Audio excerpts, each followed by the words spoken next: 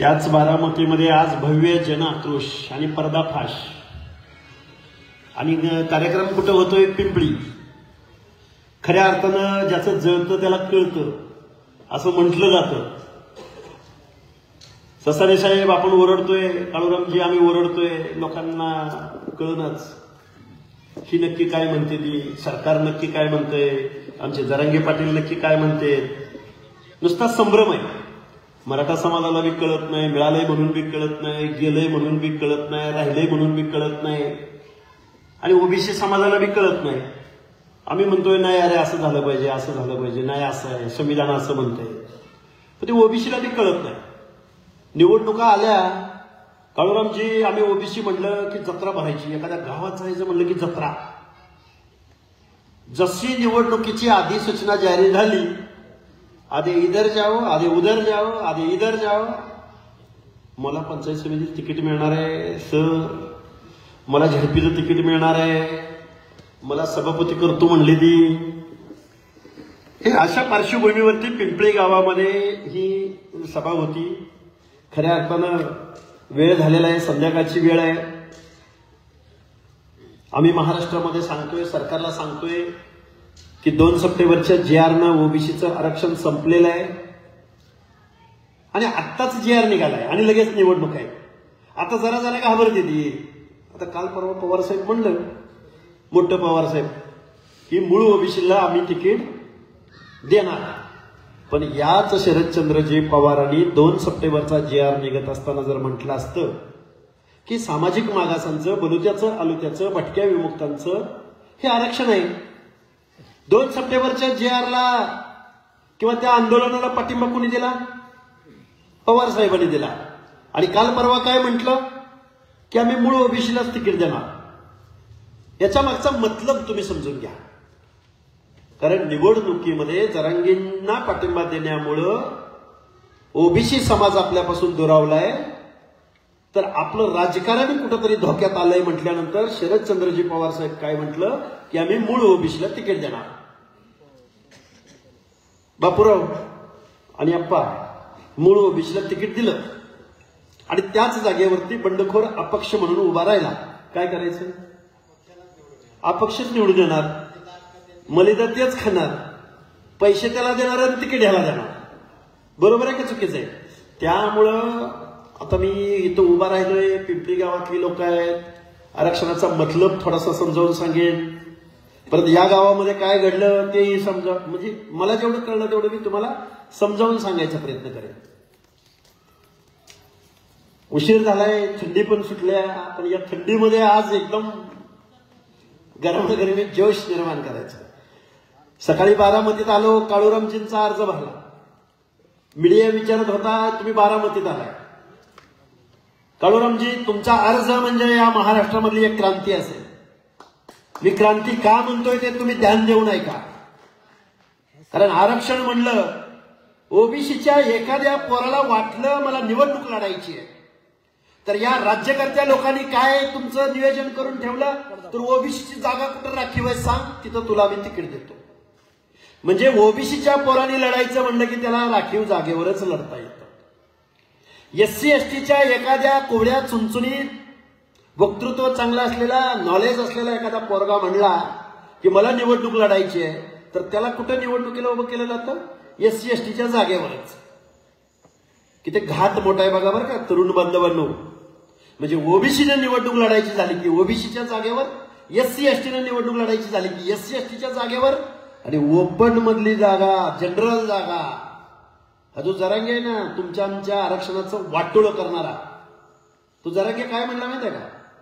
लोकसभेच्या निवडणुका चालू होत्या, परभणीला महादेव जानकर तिकडे उभे राहिले होते जाऊन. हा बहादर काय म्हणला माहिती आहे का? महादेव जानकर इकडे ओपनच्या जागेवर कशाला येऊन उभा राहिला म्हणला. म्हणजे त्याला हेही माहित नाही की लोकसभेला आणि विधानसभेला ओबीसीचं आरक्षण नाही. काळूरामजी तुमचा मी आभार यासाठी व्यक्त करेन की बारामती नगराध्यक्ष पदाची निवडणूक ही ओपन आहे, जनरल आहे, आणि खुल्या प्रवर्गात एक SC समाजातला पोरगा, दीनदलिताचा पोरगा दंड थोपटून या पवारांच्या विरोधामध्ये निवडणुकीला उभा आहे. आणि आम्ही ओबीसी बांधव अरे तालुक्याच्या तालुके तुमचे, गावाच्या गाव तुमची. काळूरामजी त्या मंगळवेढ्याच्या पूर्व भागातनं म्हणजे कर्नाटकच्या बाउंड्रीवरनं चालायला सुरुवात केली. मग तिकडं सांगलीकडं कोल्हापूरकडे जावा, नाहीतर इकडं सोलापूर, लातूर, नांदेड पर्यंत जावा. गावाच्या गाव यांची, गावाच्या गाव यांची. यांची म्हणजे कोणाची? ओबीसीची. मी ओबीसीची बात म्हणतो. ओबीसी म्हटल्यावर तर 70%. पण एका एका जातीचं 1 लाख मतदान आहे. 1 लाख मतदान. गावगाड्यामध्ये माळी, साळी, कोळी, तेली, हटकर, धनगर, सनगर, वंजारी, लोणारी, परीट, गुरव, गडशी, नाभिक, सुतार, लोहार, कुंभार, बेरड, बेडर, रामोशी, बेलदार, वडार, वैदू समाज, जोशी समाज. गावाच्या गावं तुमची, गावाच्या गावं.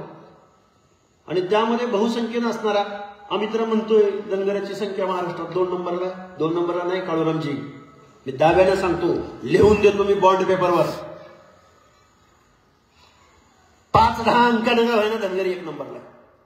आता हे बोललो तर मग ह्यानं कुठनं माहिती आहे, मग तुम्ही कुठनं माहिती आहे? कुणबी आणि ही एकत्र झाले की आम्ही 1 नंबरला. माझी तुम्हाला हात जोडून कळकळीची विनंती आहे, रिझर्वेशन का दिलं गेलं, कुणाला दिलं गेलं, कशासाठी दिलं गेलं, रिझर्वेशन म्हणजे काय, संविधानाला काय अपेक्षित आहे, कायद्याला काय अपेक्षित आहे, अगदी पब्लिक अपिलिंग इथं बसलेल्या सगळ्या माणसांना समजेल अशा भाषेत समजावून सांगायचा पुढचे 1-4-5 मिनिटं मी प्रयत्न करेन. आरक्षण कुणाला दिलं गेलं, का दिलं गेलं? आता महात्मा ज्योतिराव फुलेंचा उल्लेख केला गेला इथं. ज्यावेळी देशाला स्वातंत्र्य मिळायचं होतं, काय म्हणतोय मी नीट ऐका, स्वातंत्र्यपूर्व कालखंडामध्ये या देशामध्ये इंग्रजांनी काही धोरणं राबवली. अरे 7 समुद्रापलीकडून आलेल्या इंग्रजांनी तुमची इंच जमीन मोजली, तुम्हाला शिक्षण देण्याचा प्रयत्न केला. या भारतवर्षामध्ये रानटी टोळ्याला म्हणजे संस्थानिकांच्या टोळ्या इथं राज्यकारभार करायच्या.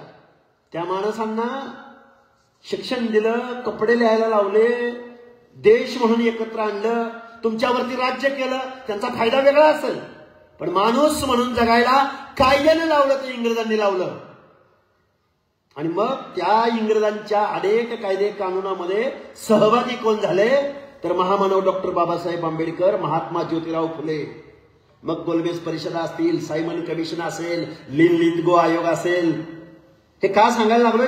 कारण कळलं पाहिजे लोकांना आरक्षण म्हणजे काय, आरक्षण का दिलं गेलं, कुणाला दिलं गेलं, कशासाठी दिलं गेलं, का दिलं गेलं, हे थोडंफार साध्या सोप्या भाषेमध्ये इथल्या लोकांना कळावं म्हणून हे सांगतोय.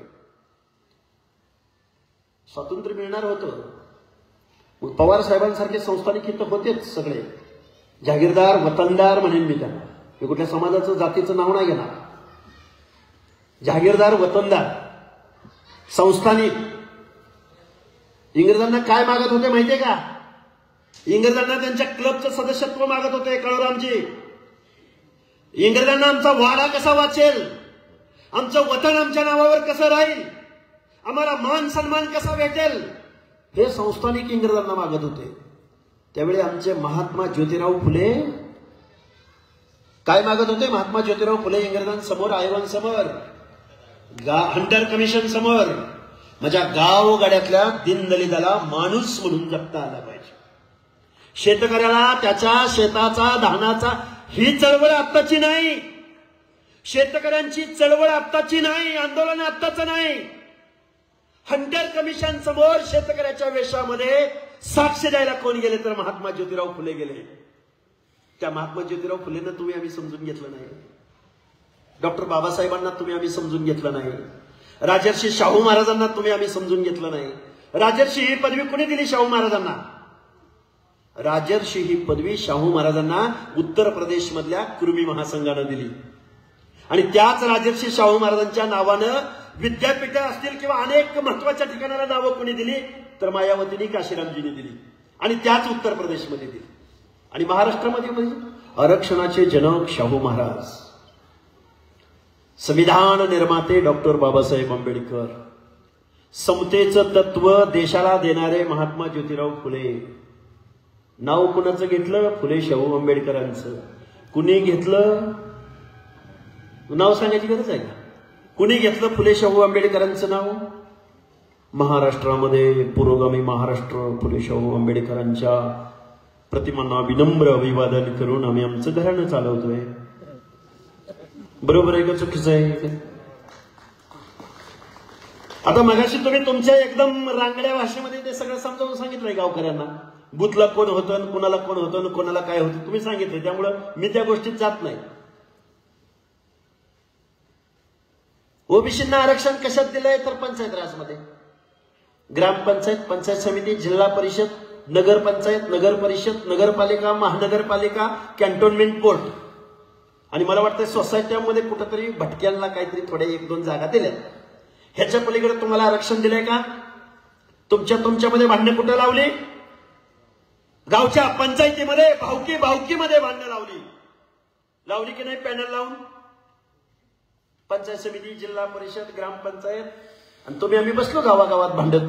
तुमचं आमचं टार्गेट काय असतं? मला पंचायती मेंबर बनायचं, मला छडपी मेंबर बनायचं, मला दादा तिकीट देतो म्हणलंय, मला कारखान्याला संचालक पद मिळणार आहे. ह्याच्यातच भांडलो का दुसरं कशासाठी भांडलो? पण या राज्यकर्त्या लोकांनी ज्यावेळी कायद्याच्या सभागृहात जायची वेळ आली, बारामती लोकसभा परिसरामधल्या सगळ्या लोकांना माझं सांगणं आहे, अरे तुम्ही आम्ही कशासाठी भांडत राहिलो तर गावच्या पंचायतीसाठी भांडत राहिलो.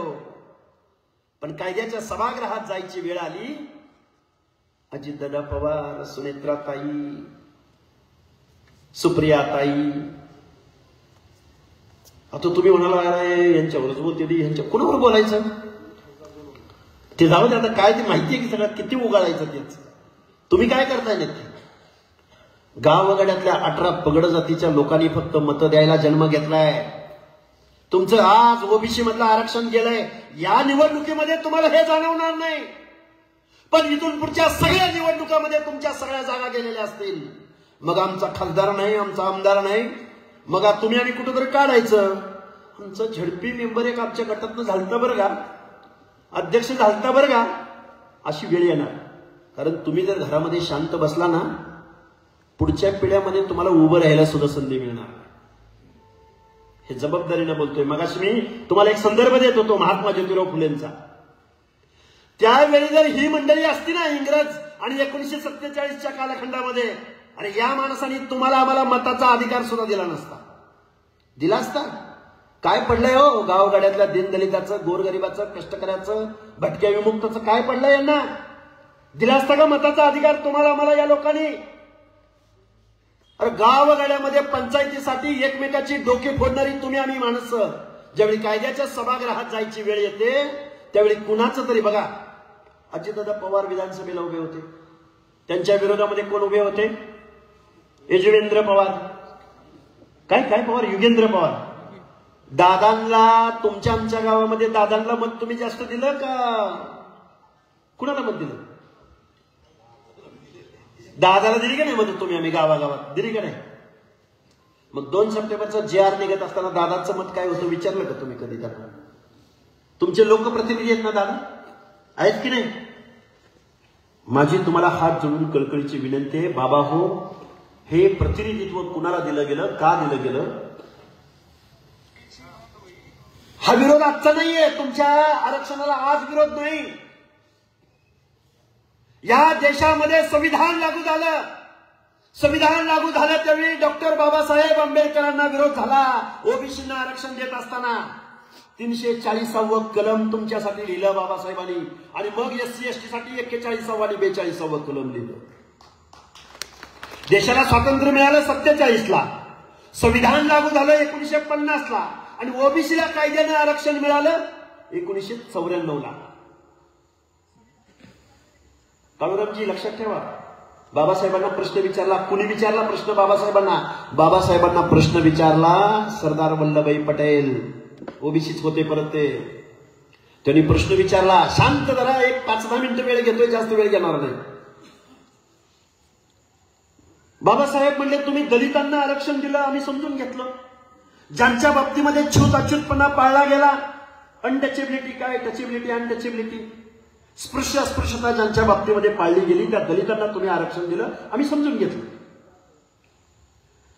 तुम्ही म्हणले शेड्यूल्ड ट्राईब्सला आरक्षण दिलं म्हणजे आदिवासींना आरक्षण दिलं, ट्रायबल लोकांना आरक्षण दिलं तेही आम्ही समजून घेतलं. जे जंगलात राहिले, डोंगर दऱ्यात राहिले, त्यांचं प्रतिनिधित्व तेही तुम्ही समजून घेतलं. पण गावगाड्यातल्या माळ्याला, कोळ्याला, तेल्याला, धनगराला, वंजाऱ्याला, लोणाऱ्याला, म्हणजे गावातल्या आताचे जे सगळे ओबीसी, सोनार, सुतार, लोहार, यांना काय आरक्षण देताय तुम्ही बाबासाहेब? त्यावेळी महामानव डॉक्टर बाबासाहेब आंबेडकर बोलले, गावगाड्यातल्या, गावकुसातल्या दिनदलिताला मी कायद्यानं सूचीबद्ध आरक्षण दिलंय. सूचीबद्ध म्हणजे शेड्यूल कास्ट, शेड्यूल ट्राईब्स, मी यांना कायद्यानं आरक्षण दिलंय. पण ओबीसींना मला आरक्षण यासाठी द्यायचंय की गावच्या डोंगराच्या कुशीला कुठेतरी माझा बेरड समाज, वडार समाज, मेंढपाळ बांधव आणि गाव कुसामध्ये गावच्या वतनदाराला केंद्रबिंदू मानून ज्या ज्या बलुत्यानं अलुत्यानं काम केलं, मग त्यामध्ये नाभिक आहे, सुतार आहे, लोहार आहे, कुंभार आहे, तेली आहे, तांबोळी आहे, बागबान आहे, या माणसाने गावच्या वतनदाराला, गावच्या प्रमुखाला, गावच्या पाटलाला प्रमुख मानून सेवा देण्याचं काम इथल्या व्यवस्थेमध्ये गेल्या शेकडो वर्षामध्ये केलं. त्या माणसांना सुद्धा मला शिक्षणाच्या प्रवाहात आणायचं आहे, निर्णय प्रक्रियेत आणायचं आहे आणि या स्वतंत्र अशा भारत देशामध्ये त्यांना मान सन्मानानं जगवायचं आहे. म्हणून मी ओबीसींना आरक्षण देतोय. नाही बाबासाहेबांना तुम्ही आम्ही समजून घेतलं. 94ला मिळालेलं आरक्षण 2004ला सुशीलकुमार शिंदेच्या एका GR ने संपलं. आरक्षण म्हणजे गरिबी हटाव नाही. आरक्षण मिळालं म्हणून प्रत्येक घरामधला कलेक्टर होणार नाही. आरक्षण मिळालं म्हणून प्रत्येक घरातला पोरगा झडपी मेंबर होणार नाही. आरक्षण मिळालं म्हणजे घरावरती सोन्याची कौलं लगेच दुसऱ्या दिवशी बसणार नाही. तसं असतं तर काळूरामजी, SC आणि ST बांधवांना 1950ला आरक्षण मिळालंय. अजूनही झोपडपट्टीच्या बाहेर त्या माणसाला जाता आलं नाही. अजूनही मान सन्मान इज्जत त्यांना देऊ शकलो नाही. अरे एखाद्या कलेक्टर पोरग झालं तर त्याला सरकारचा जावाई म्हणून नव्या पद्धतीने हिनवण्याची प्रथा आज चालू झाली. अरे शेकडो वर्षाचा जाच आहे तो कुठं 75 वर्षात संपतो का? पण गावागाड्यातल्या दीनदलित ओबीसी बांधवांनी एकत्र चालले नाही, एकत्र येऊन बोललेच नाही. ज्या गावगाड्यातल्या, गावातल्या ग्रामदैवताच्या गाभाऱ्यामध्ये ज्या लोकांना प्रवेश नाकारला गेला, मी गरिबीचं नाही बोलत, गरिबी कर्माने येते जाते. एखादा गरीब झाला म्हणजे त्याची इज्जत नाही कमी होत, पण जन्मानं जात जन्मानं येते. जन्मानं जात ऍफिडेव्हिटद्वारे मिळत नाही. महाराष्ट्राच्या मुख्यमंत्र्यांना माझं सांगणे, भारतातलं आरक्षण हे वर्गावर नाही, टिंगरे साहेब वर्गावर नाही, आहेर नाहेरेवर नाही, आर्थिक कारणासाठी या देशातलं आरक्षण नाही. वर्ण व्यवस्थेच्या विरोधामध्ये, इथले वर्ण संपण्यासाठी, जातीभेद संपण्यासाठी, वर्ण व्यवस्थेवर आधारित, समाज संरचनेवर आधारित इथलं रिझर्वेशन आहे. हे संविधानाला अपेक्षित आहे, हे कायद्याला अपेक्षित आहे. सर्वोच्च न्यायालयानं 650 पानाचं जजमेंट दिलं. आरक्षण गरिबी हटावचा प्रोग्राम नाही. आरक्षण हे प्रतिनिधित्वाचा कायदा आहे. रिप्रेझेंटेशन, प्रतिनिधित्व, ऍडिक्वेट रिप्रेझेंटेशन, पर्याप्त प्रतिनिधित्व. शिक्षण आणि नोकरीच्या एंट्री पॉइंटला आणि पंचायत राज मध्ये दिलंय ओबीसींना आरक्षण. दुसरीकडे कुठं नाही. कुठं? पंचायत राज मध्ये आरक्षण दिलंय. कुठेतरी एखादा ओबीसीचा माणूस नाना देवकते सारखा झडपीचा अध्यक्ष व्हायला लागला होता. आता नानजी देवकतेंना म्हणावं आरक्षण गेले. आता या निवडणुकीत तुम्हाला थोडं मागं पुढं करतील, पण पुढे तुम्हाला कोण देणार आहे? आमदार. होय होय होय, होणार की होणार. होय, कसं होणार? तुम्हाला सांगू का, मी ज्या मराठवाड्यामध्ये काम करतो, मी एक उदाहरण सांगतो. आता ही आपल्या पिंपरी गावातली माणसं आहेत. मी एक उदाहरण सांगतो तुम्हाला का रिझर्वेशनची आवश्यकता आहे. काही माणसं म्हणतात एक कोणतरी पवार म्हणून आहे. काय त्या पवारचं नाव? मुंबईमध्ये संयोजन समितीचा माणूस वीरेंद्र पवार. अरे धनगराला आरक्षण आहे, मग आम्हाला काय आरक्षण नाही? क्षत्रिय होते मला धनगर. होय, होळकर क्षत्रिय आहेत म्हणला. क्षत्रिय होळकरच नव्हते. इथं पहिलं आदिवासींचं राज्य होतं, गोंडवाना राज्य होतं की नाही, होतं की नाही? हा, ते पण राज्य होते ना. बर, मग त्यांना एक समजणारं उदाहरण टीव्ही चॅनलवरती मी दिलं, समजणारं उदाहरण. छत्रपती शिवाजी महाराजांच्या स्वराज्यामध्ये, छत्रपती शिवाजी महाराजांच्या स्वराज्यासाठी जीवाची कुर्बानी कुणी दिली? जीवा महाले, शिवा काशी, बेहेरजी नाईक, तानाजी मालुसरे, रायप्पा महार, तोरणा किल्ला दान करणारा धनोजी धनगर. इतिहासात आहे का नाव कुठं? असलं तर सांगा मला. तोरणा किल्ला स्वराज्याचं तोरण बांधण्यासाठी जो महिष टिक्का आदिलशाला भरायचा, त्याच्या जाचातून मला मुक्ती मिळावी म्हणून तोरणा किल्ल्याचं दान देणारा गवळी धनगर आहे का इतिहासात कुठं स्थान? त्यांना आता नोटिसा निघाल्या, तुम्ही गाड्याच्या खाली निघा म्हणून. त्या वीरेंद्र पवारांनी मला सांगितलं की धनगर सुद्धा क्षत्रिय होते. हो, होते धनगर क्षत्रिय. बेहेरजी नाईक, तानाजी मालुसरे जीव दिला म्हणजे ते क्षत्रियच ना. शिवाजी महाराजांच्या बरोबरीनं काम करणारा सरदार म्हणून ज्याचा इतिहासाने दखल घेतली ते क्षत्रियच म्हणले पाहिजेत ना. पण काळूरामजी, ज्यावेळी बेहेरजी नायकाच्या समाजाची जात लिहायची वेळ आली, विष्णुप्पा काय नाव आलं? हिंदू रामोशी बेराड बेडार. तानाजी मालुसरेंची जात लिहायची वेळ आली त्यावेळी हिंदू महादेव कोळी आली की नाही? धनोजी धनगराची जात लिहायची वेळ हिंदू धनगर. जीवा महालेची जात लिहायची वेळ आली त्यावेळी हिंदू नाभिक. आणि तुमची जात लिहायची वेळ आली मराठा प्रदेशवाचक क्षेत्र. मराठा म्हणजे महाराष्ट्रातले सगळे. तुमची जात लिहायची वेळ आली त्यावेळी हिंदू मराठा. आणि आमच्या जाती लिहायची वेळ आली त्यावेळी आमच्या वेगवेगळ्या जाती. हे शेकडो वर्षाचं डिस्क्रिमिनेशन आहे, हे शेकडो वर्षाचा दुजाभाव आहे. त्या त्या जातीमध्ये जन्माला आल्यानं आजपर्यंत देशाला स्वातंत्र्य मिळाल्यानंतर सुद्धा यांचं प्रतिनिधित्व आजही सस्टेन झालेलं नाही. काळूरामजी, अरे बारामतीमध्ये आलो बापराव, अरे बारामतीमध्ये आलं आणि तुमची सगळी माणसं, तरुणी, पोरं, गावं, घरं, कपडे बघितलं की वाटतंय अरे तुम्हाला काय आरक्षणाची गरज आहे? जबाबदारीने बोलते काळूरामजी. करावागत निरावागत कुठं काय तुमचं काय सोनगाव, झरगडवाडी, काय पिंपळी, पुन्हा कुठलं हे काटेवाडी, धनगराकडे गेलं की असं वाटतं ह्यांना काय आरक्षणाची गरज आहे असं वाटतं बरं का. पण देशामधल्या खासदारांची यादी ज्यावेळी बघतो का नाही, काहीतरी काहीतरी गल्लत झालं. अजून एक उदाहरण सांगतो. मग मी का सांगायला लागलो, तुम्ही म्हणाला जातीवर बोलते का काय? मी ओबीसीची लढाई लढणारा एक मेंढपाळाचा पोरगा आहे. मी महाराष्ट्रामध्ये ह्या गोष्टी समजावून सांगण्याचा प्रयत्न करतोय. मी तुम्हाला एक उदाहरण सांगतो. मी मगाशी बोललो तुम्हाला, महाराष्ट्रामध्ये 2 नंबरला लोकसंख्या म्हणून ज्या धनगर समाजाचा उल्लेख केला जातो, बीड जिल्हा, जालना जिल्हा, नांदेड जिल्हा, धाराशिव जिल्हा, लातूर जिल्हा, छत्रपती संभाजीनगर जिल्हा, परभणी जिल्हा, किती जवळजवळ 8 जिल्ह्यांची नावं घेतली.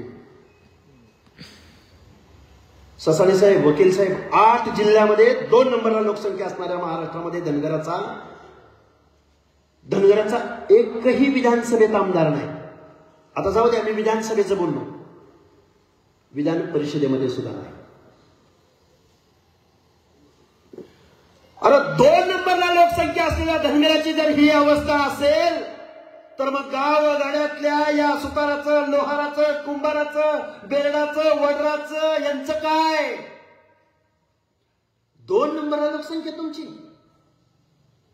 एकही खासदार तुमचा देशाच्या संसदेमध्ये निवडून गेला नाही. कोण तुमचा प्रश्न त्या संसदेमध्ये मांडणार? बलुत्याचा आलुत्याचा माणूस एकही महाराष्ट्राच्या विधानसभेमध्ये नाभिक आमदार झाला नाही, सुतार आमदार झाला नाही, लोहार आमदार झाला नाही, वडार आमदार झाला नाही. कुठला फुले शाहू आंबेडकरांचा महाराष्ट्र? हा महाराष्ट्र कारखानदारांचा महाराष्ट्र आहे. हा महाराष्ट्र काही घराण्यांचा महाराष्ट्र आहे. गोर गरीब मराठा बांधवांना गरिबी असू शकते ना, मग त्याचं कारण काय? ओबीसीचं आरक्षण आहे होय? तुम्ही आमचं खाल्लं या आणि तुम्ही लय आमचं खाल्लं या, मग तुम्ही गेलाय तर आम्ही पण येणार. काय जरांगे, गरिबी आहे ना, मान्य आहे ना. गरिबीसाठी सोशल असिस्टन्स आहे, गरिबीसाठी सोशल वेलफेअर आहे, गरिबीसाठी शासनाच्या अनेक योजना आहेत. अरे हे सामाजिक मागासांचं आरक्षण आहे, हे प्रतिनिधित्वाचं आरक्षण आहे. ज्यांचे ज्यांचे हक्क अधिकार डावलले, ज्यांना ज्यांना ज्या ज्या जातीमध्ये जन्माला आले म्हणून इथल्या व्यवस्थेने नाकारलं, त्या लोकांचं रिझर्वेशन आहे. हे संविधानाला अपेक्षित आहे, हे कायद्याला अपेक्षित आहे, हे आयोगांना अपेक्षित आहे. पण 2 सप्टेंबरचा GR तुमच्या आमच्या छातीवरती नाचून कायद्यानं ओबीसीचं आरक्षण संपवणारा हा GR निघाला. मग आता त्याचा पहिला फटका कोणाला बसला? तर माझ्या पिंपळी गावाला बसला. बसला का नाही पहिला फटका? कोण होते सरपंच इथं? मंगलताई हरिबा केसकर होत्या की नाही? त्यांची अजून टर्म किती दिवस बाकी होती? 1.5 वर्ष. बर,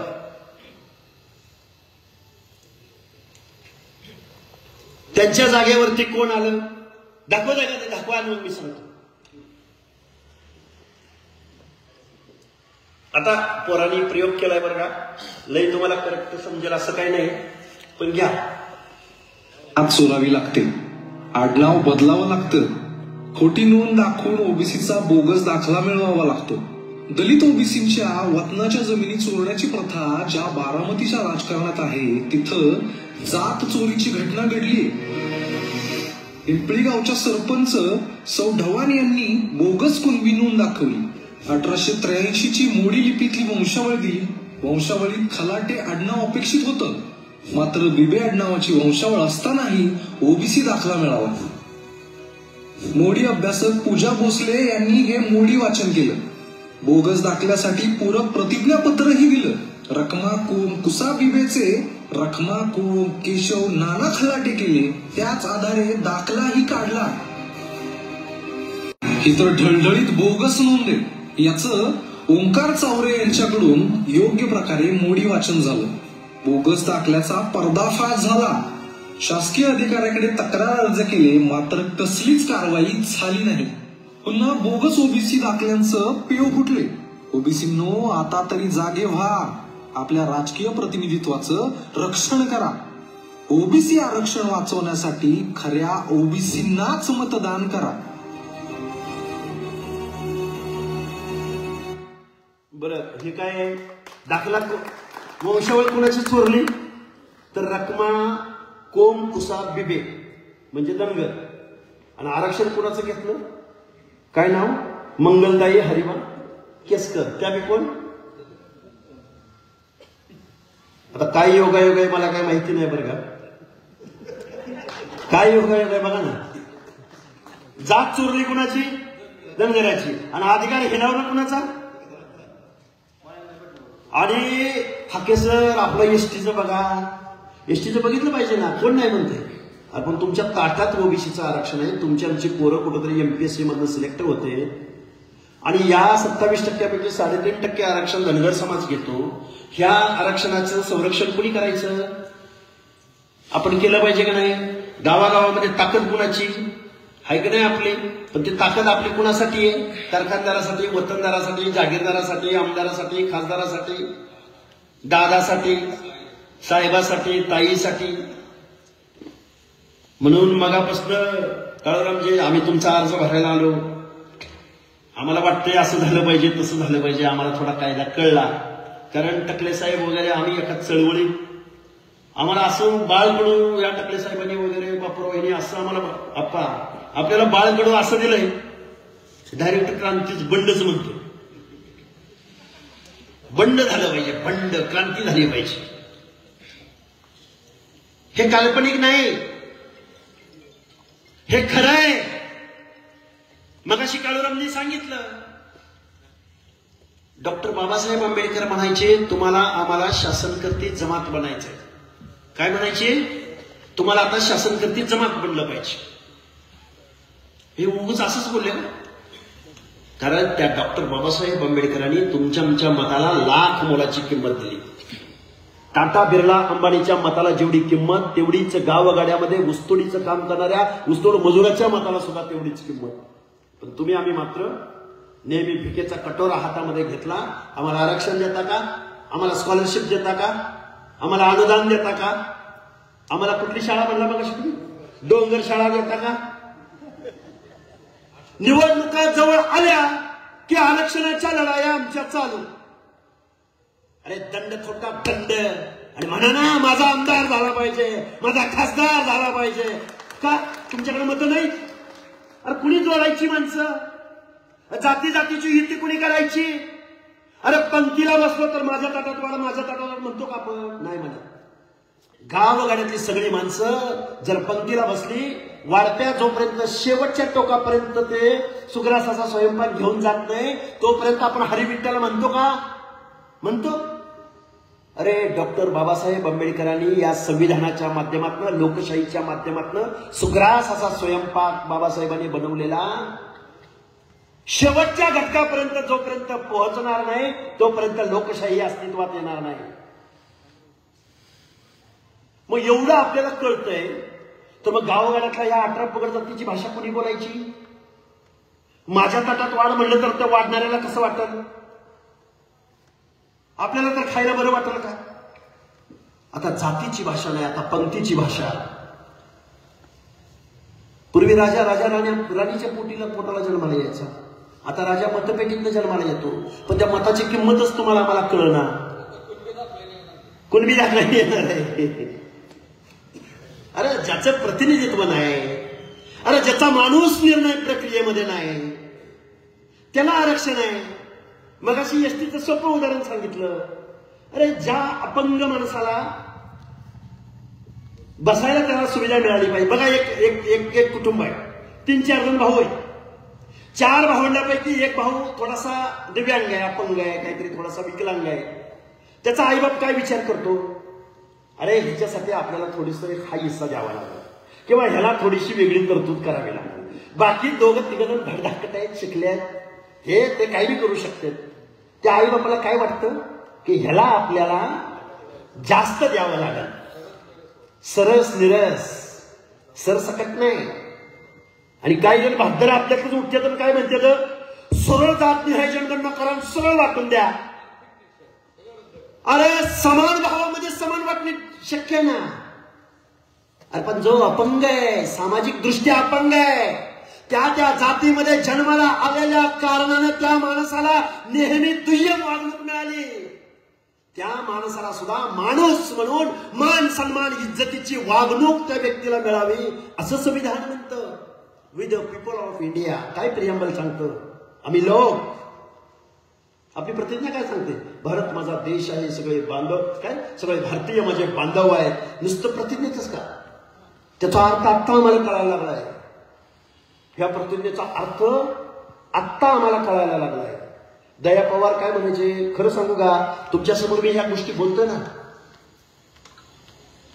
अज्ञानात सुख असतं म्हणतात. ग्रामीण भागातली माणसं म्हणतात अज्ञानात सुख असतं. दिवसभर काबाड कष्ट केलं, संध्याकाळी धरणीला पाठ टेकली, झोप लागते.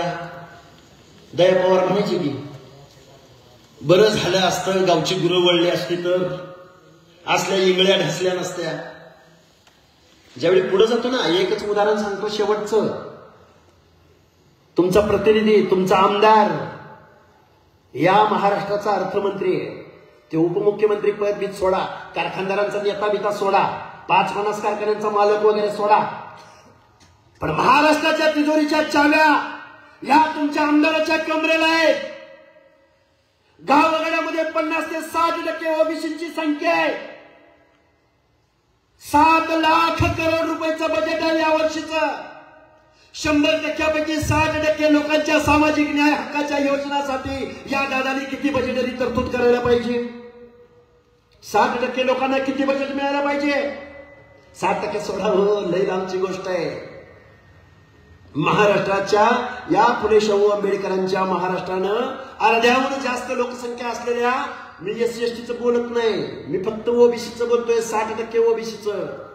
60% ओबीसीच्या सामाजिक न्याय हक्काच्या योजनासाठी किती बजेट यायला पाहिजे?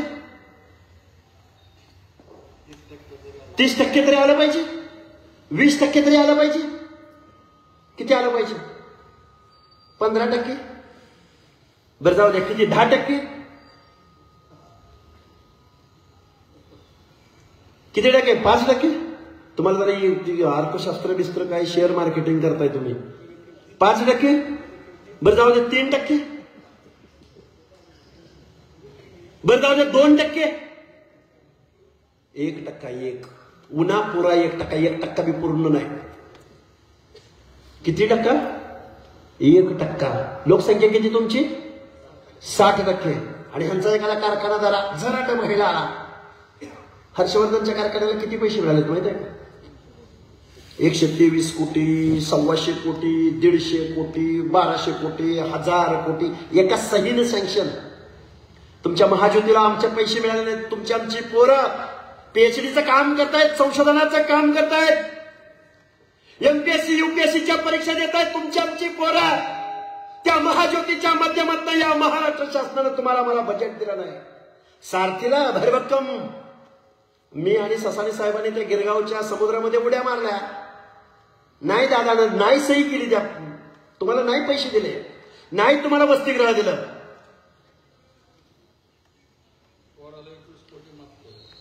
ते जाऊ द्या. ते आता परत अजून काय किती बोलावं? यांच्या फ्रॉडवर बोलावं, भ्रष्टाचारावर बोलावं, हक्क अधिकारावर बोलावं, कारखान्यावर बोलावं, बजेटवर बोलावं, मान सन्मान इज्जतीवर बोलावं, घराणेशाहीवर बोलावं.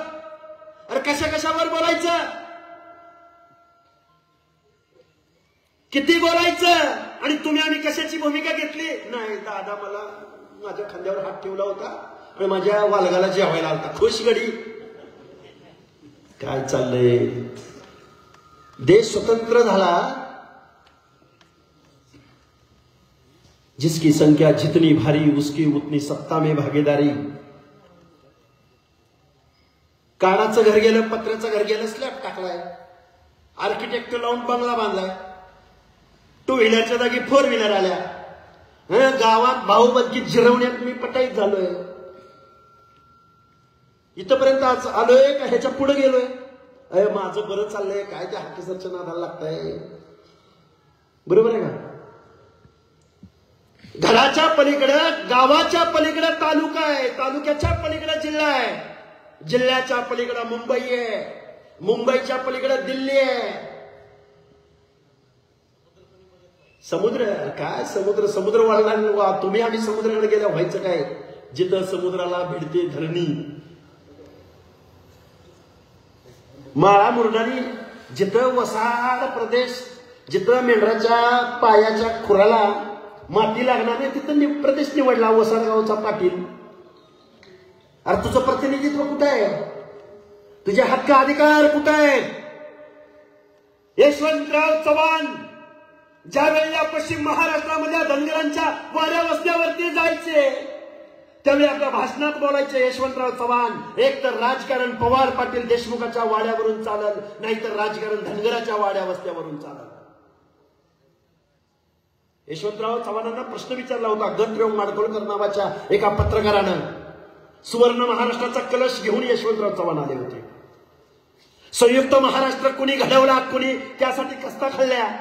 अण्णाभाऊ साठे, अमर शेख, श्रीपादामृत डांगे, डाव्या आघाडी, शेतकरी आघाडी, दलितांच्या आघाडी, बाबासाहेबांचं सगळं कार्यकर्तृत्व.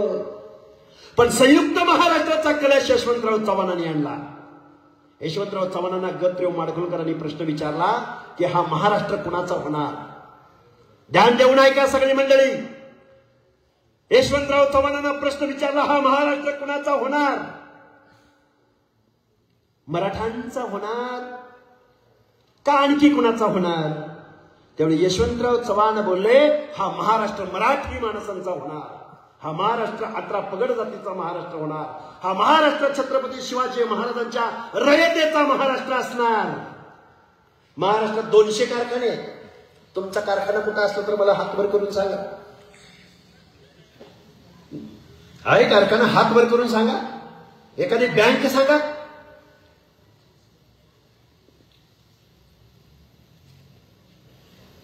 कधी महसूल मंत्रीपद मिळालं का तुम्हाला? कधी अर्थमंत्रीपद मिळालं? कधी गृहमंत्रीपद मिळालं? कुठला फुले शाहू आंबेडकरांचा महाराष्ट्र? कुठला समतेचा महाराष्ट्र? गाव वगैरेतल्या 11 पगड जातीच्या लोकांना मान सन्मान इज्जतीची लढाई तुम्हाला आम्हाला लढावी लागेल. हे महाराष्ट्र कुणाच्या बापाची जहागिरी नाही. हा महाराष्ट्र तुमचा आमचा आहे. आणि लोकसंख्या तुमची आमची बघायची ना. लोकसंख्या गावगाड्यातल्या 18 पगड जातीची लोकसंख्या. काळूराम, या लोकांची लोकसंख्या सांगू का? बाबीरबुवाला गेलो लाखो संख्या, आरेवाडीच्या बिरोबाला गेलो लाखोची संख्या, माळेगावच्या खंडोबाला गेलो लाखोची संख्या, जेजुरीला गेलो लाखोची संख्या,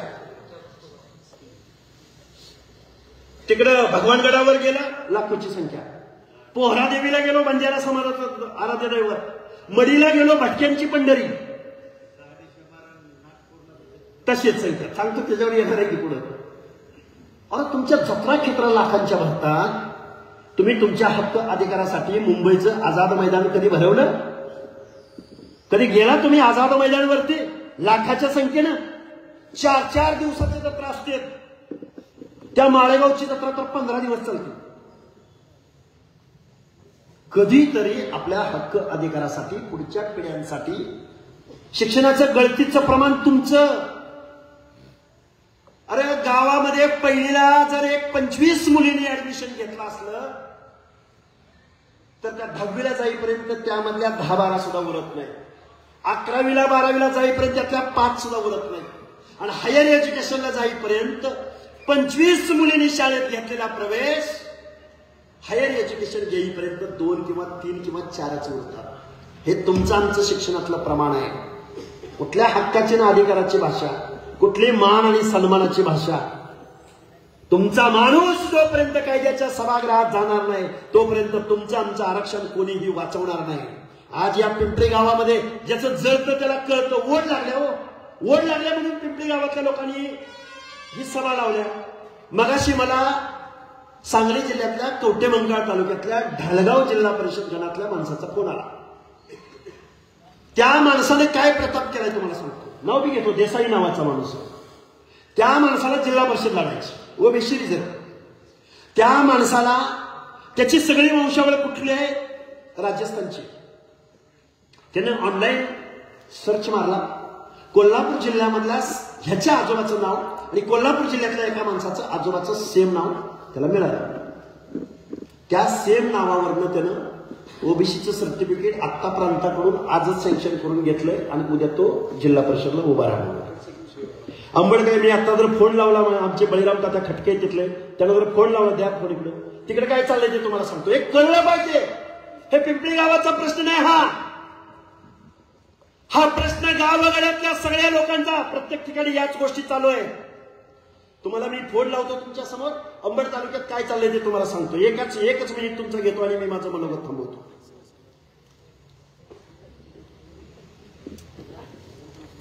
काय चाललंय? झोपा तुम्ही, झोपा काढा ओबीसी बांधवांना. तात्या, आपल्या परिसरातलं जरा, मी साऊंडवरती तुमचं माईक ओपन आहे, सभा चालू आहे, तुम्ही सांगा बरं आपल्या परिसरातलं. अंबड तालुक्यातील बदनापूर मतदारसंघातील रोयलागड सर्कल आहे. रोयलागड सर्कलला ओबीसीला जागा कुठे गेली, पण या महाराष्ट्राचे माजी केंद्रीय मंत्री रावसाहेब पाटील दानवे यांनी ती जागा ओपनला डिक्लेअर करून टाकली. तसंच अंबड नगर परिषदमध्ये प्रभाग क्रमांक 4 मध्ये ओबीसीच्या जागेवर महिला मराठा उमेदवाराला उमेदवारी दिली डुप्लिकेट सर्टिफिकेट नुसार. ही जागा सुद्धा आपली भाजपने गमावली. म्हणजे 2 जागेला आपल्याला सध्या तरी अंबड तालुक्यात फटका बसला. ही परिस्थिती महाराष्ट्रातल्या प्रत्येक ठिकाणी होणार आहे. आणि आता हे नवं आहे, ताजं आहे. आणि पवार साहेबांसारखा माणूस म्हणतोय नाही आता आम्ही मूळ ओबीसीला देणार आहे. जेआरला नाही विरोध केला पवार साहेबांनी, जरांगीला पाठिंबा दिला. ते चालतं, ते काय आता ते जेवढं उतरल तेवढं काय निघणार आहे माहिती आहे तुम्हाला. म्हणून गावगाड्यातल्या सगळ्या लोकांना ही क्रांतीची लढाई आहे. आता आम्ही कोण? मेंढपाळाची पोरं, कुठं शेतकऱ्याची पोरं, कुठं कष्टकऱ्याची पोरं आहे. आम्ही काय भाषा बोलतोय, मोठ्या मोठ्या माणसांना लढायची भाषा बोलतोय. संविधानात ताकद तेवढी मोठी आहे म्हणून आज काळूरामने अर्ज भरलाय. आपल्याला एकी करावी लागेल, लोकांना समजावून सांगावं लागेल, अशा परिषदा व्हाव्या लागतील. आणि क्रांती काय भरल्या पोटी होत नाही, क्रांती उपाशी पोटी होते. गोरगरिबाचं पोरग आता सगळे सत्याच्या सावलीला पळत आहेत. आजचा निकाल लागले हो बापू राग नाही ना, पुढे भाजपचा कार्यकर्ता एखादा येईल अंगावर माझ्या. अरे लोकशाही वेटीस असू द्या, कळलं पाहिजे ना त्यांना. तुम्ही जो माणूस निवडून दिलाय त्या माणसाला उद्या तुम्ही प्रश्न विचारला पाहिजे. आमचं आरक्षण गेलं त्यावेळी तुमच्या पक्षाचा बदल काय, तो पंडित काय करत होता, सोळंकी काय करत होता, बजरंग सोनवणे काय करत होता, जरंगीला पाठिंबा द्यायला तुम्हीच गेला होता का? अरे तुम्ही आमच्या पंचायतीच्या जागा घेताल, सरपंच होचाल, यांच्या नेत्यांना प्रश्न विचारला पाहिजे.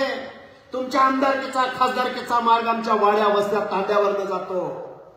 लगा आमचा एक पंचायतीचा माणूस सरपंच झेंडा वडलेला तुम्हाला चालला नाही. जरा कळ काढायची होती की पुढच्या वर्षी गेला असताना रिझर्वेशन. हे मान सन्मान. जे बघा शिवाजी महाराज ज्यांना कळलं नाही, या लोकांना त्यांना निवडणुका जिंकण्याचं व्याकरण कळलं, पण आमच्या ओबीसीचं 18 पगड जातीचं अंतकरण नाही कळलं. पवार साहेब, तुम्हाला जर ओबीसीचं अंतकरण कळलं असतं तर महाराष्ट्रामधून निर्णायक महाराष्ट्र तुमच्या पाठीशी उभा राहिला असता, देशाचे पंतप्रधान तुम्ही झाला असता. पण तुम्ही कुणाशी भांडत बसलाय? गावातल्या ओबीसी बरोबर, महाराष्ट्रातल्या 18 पगड जातीच्या लोकांबरोबर तुम्ही भांडत बसलाय. अरे दिल्ली तिकडे रिकामी पडली ना, दिल्लीचे ही तख्त राखितो महाराष्ट्र माझा. आणि हे बघा, कारखाना द्यायची वेळ आली की पाहुण्याला वळाला पार्थ माझा. हे चुकीचं आहे. अरे द्या ना सगळ्यांना. अरे गावाचा पॅनल प्रमुख, बघा मी जबाबदारीने बोलतोय, गावाचा पॅनल लावतो ना माणूस, पॅनल प्रमुख सगळ्यांना संधी देतो. अरे नायका वस्तीवरच्या माणसाला एक तिकीट द्यावं लागतंय बरं का. नाही तिथं नायकाची वस्ती आहे, त्या नायकाच्या वस्तीवरच्या एकाला आरक्षण असू नाही तर नसू त्याला एक तिकीट द्यावं लागतं. अरे नाही गावात ह्यांना एक तिकीट द्यावं लागतंय, त्याशिवाय आपलं पॅनल बसत नाही. त्याशिवाय गावामध्ये आपलं हे त्या पॅनल प्रमुखाला जी अक्कल आहे ना, ते महाराष्ट्राचं नेतृत्व करणाऱ्या या माणसांना अक्कल नाही. हे जास्त दिवस चालणार नाही. गाव वगळ्यातली 18 पगड जातीची माणसं, अरे आमची संख्या आम्हाला मोजा ना, आम्हाला किती आहे. आम्ही बारामतीच्या लोकांना माहित नाही सांगोल्यात किती आहेत, सांगोल्याच्या लोकांना माहित नाही नांदेडमध्ये किती आहेत, मुखेडच्या लोकांना माहित नाही जालन्यामध्ये किती आहेत, जालन्याच्या लोकांना माहित नाही संभाजीनगरमध्ये किती आहेत. तुमचं आमचं चाललंय ये रे माझ्या मागल्या टाक कल्या चांगल्या. बिके कोकरे आले, वाटलं आता काहीतरी क्रांती होत्या. पुन्हा कोणतरी आलं, हाय नाही आता काहीतरी होतंय. अजून कोणतरी आलं, नाही आता काहीतरी होतंय. 5 वर्ष घोषणा देणारं गडी, जशी निवडणूक लागली तर काय इंदिरा गांधीचा पराभव झाला का? इंदिरा गांधीने घरं काढली का तिथल्या लोकांची? कोण आहे की मतपेटीला घाबरणारी माणसं आहेत? तुम्ही एकदा मतपेटीतनं तुमची गावाच्या गाव एकदा क्रांती घडवा ना. नाही तुमचे पाय धरत आले तर नाव दुसरं, राजकारण बंद, समाजकारण बंद. तुम्ही काय मागून मागितल्यानं भीक मिळते, पण लढाई केल्यानं, संघर्ष केल्यानं हक्काने अधिकार मिळतात. हे लक्षात ठेवा. खूप काही बोलता येण्यासारखं आहे, खूप काही बोललो. पिंपळी गावामधल्या या तरुण बांधवांनी ही जी काही सभा घेतलेली आहे, खरं आता काय झालं, उलट झालंय वकील साहेब. आता मी सगळ्यांची नाव घेतो. काय करणार, सुरुवात केली आता दना धोपटायला. या कार्यक्रमाच्या निमित्तानं इथं उपस्थित असलेले आमचे महादेव